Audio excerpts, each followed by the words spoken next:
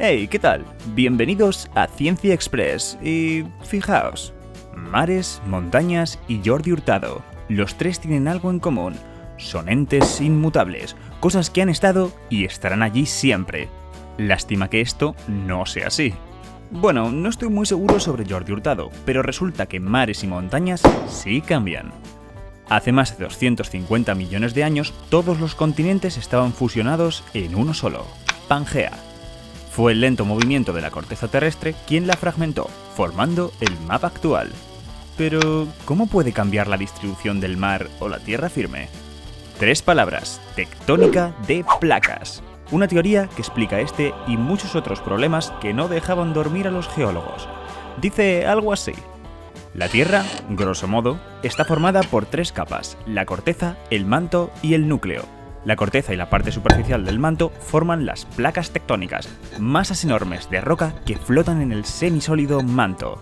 Mientras, el calor residual de formación de la Tierra y la desintegración de los elementos radiactivos mantienen el interior de la Tierra on fire. Este calor calienta el magma que está más profundo y sube hacia la parte superior del manto, donde se enfría y vuelve a bajar. Esto se llama convección, y este es el motor de las placas.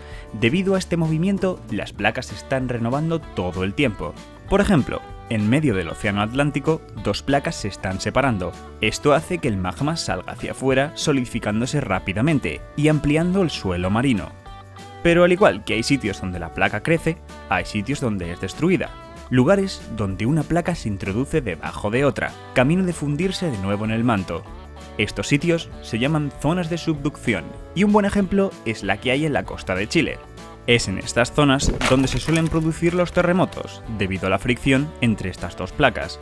Además, se cree que los materiales más ligeros que forman la placa, al fundirse, ascienden y generan un montón de actividad volcánica en la superficie. ¿Y a dónde nos lleva todo esto? Pues muchos geólogos piensan que dentro de más de 250 millones de años, las placas nos llevarán a formar una nueva Pangea. Y aquí vamos a estar nosotros, sin el mar Mediterráneo, cuando se entere la gente de los chiringuitos.